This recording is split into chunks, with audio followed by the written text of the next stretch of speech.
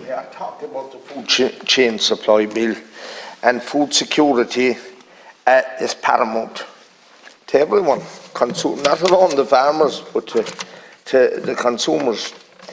And we all see what have happened with the fertiliser, and it is my belief that the cartel that has been operated by the larger co-ops in this country that have ensured that the cost of fertiliser went to the highest that it could.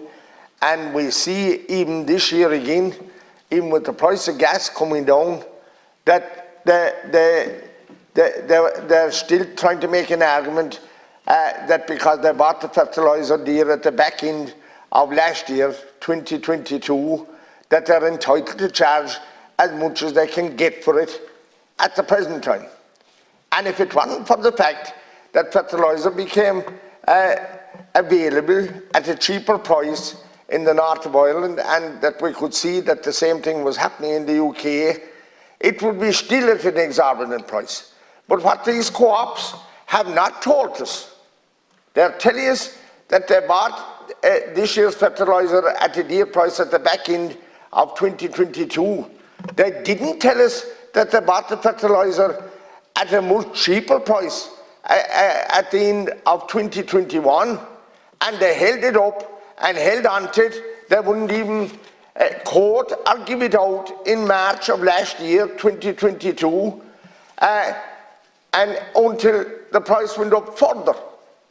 And I mean, to me, this is unfair trading, and it's treating our farmers with contempt.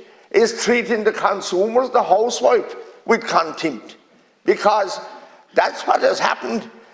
Because the farmers couldn't sustain the extra cost without driving up the cost of their produce as they were finish it and produce it. They had to drive up the cost to cover their own expense in in the operations, whether it was dairy or beef or whatever it was.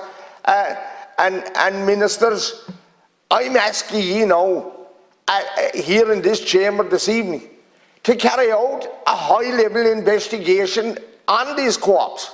Because when we talk about the larger co-ops, these are the very people in the last couple of months that were trying to get the suppliers not to supply the smaller merchants, who we thank here in this chamber tonight for supplying fertiliser much cheaper than the larger co-ops.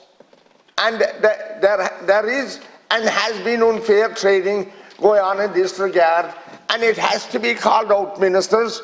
You have to do something about it. I raised it with Taoiseach Leo a couple of months ago. He came back to me with a letter following my leader's question, saying that these co-ops were justified in charging what they were charging because that they bought it dear at the end of last year.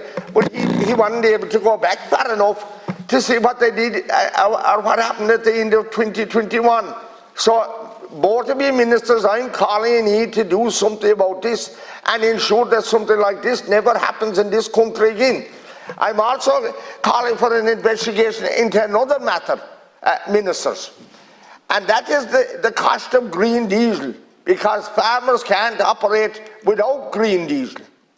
And the price of green diesel went up a way higher per litre than white diesel. And as I understand it, there's no difference between the quality of white diesel and green diesel for driving, whether it is a lorry or whether it is a tractor. There's no difference in the quality, only the dye that's put into it. And I can't understand, or farmers can't understand, why white diesel is at a cost now that it shouldn't be. The green diesel is at a cost now, that it shouldn't be, because we see and we are thankful that it has reduced the cost of fuel, road diesel and petrol. It has reduced, but it needs to reduce more. But at the same time, the green diesel has not gone down to the level that it should be, because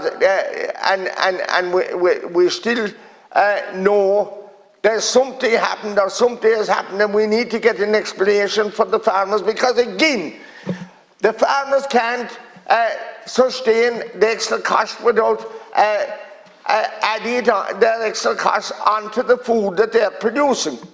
And here in this chamber again, ministers, I want to thank our farmers right around the country for the wonderful food that they're supplying, whether it is dairy or beef products, whatever it is, at the highest level and the highest standard, and they're maintaining their environment requirements to the highest standard.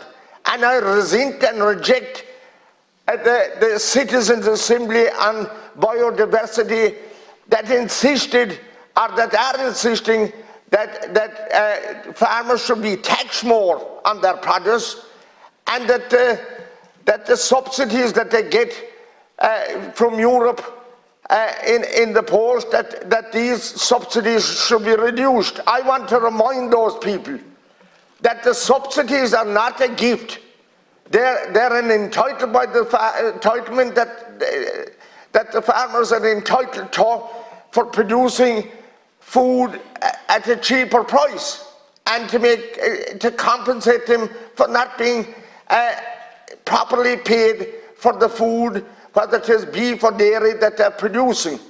And I resent that statement by them a couple of weeks ago, and I'm glad to get the opportunity here to condemn them for that, because there wasn't a farmer in them that voted and passed that motion at whatever sham assembly that they were put into, and that was set up here by this government, because there's only one assembly that I believe is correct, is the people that are elected. Those people were elected by nobody. We're elected in here, and we have the citizens. We're over time. Thank you.